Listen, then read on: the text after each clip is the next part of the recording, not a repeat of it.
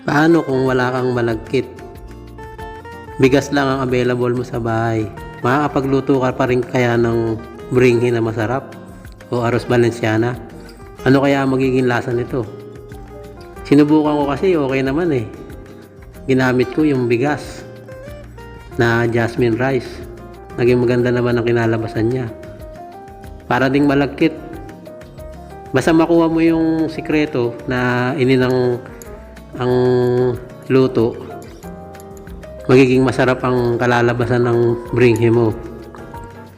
Yung bringhe kasi niluluto lang natin pagka may special na occasion sa bahay, katulad ng fiesta o may birthday, basta kahit na anong okasyon na special.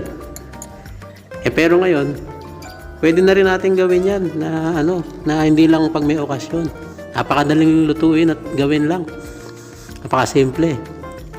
Medyo marami lang ang ingredients pero pag naman na-kumpleto mo yun, magiging masarap naman ang luto mo. Kasi iba yung kumpleto yung sangkap eh.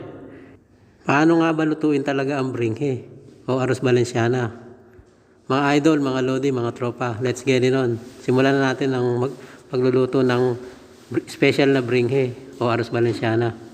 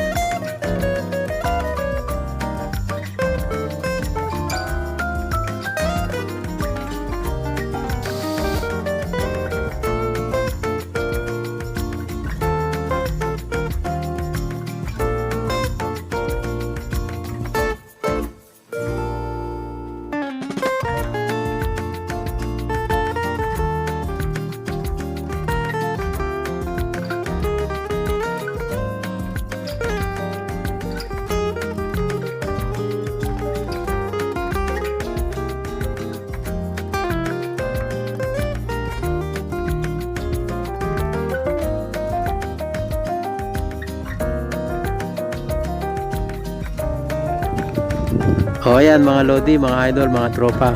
Luto na ang special na bringhe o arroz valenciana. Lasa.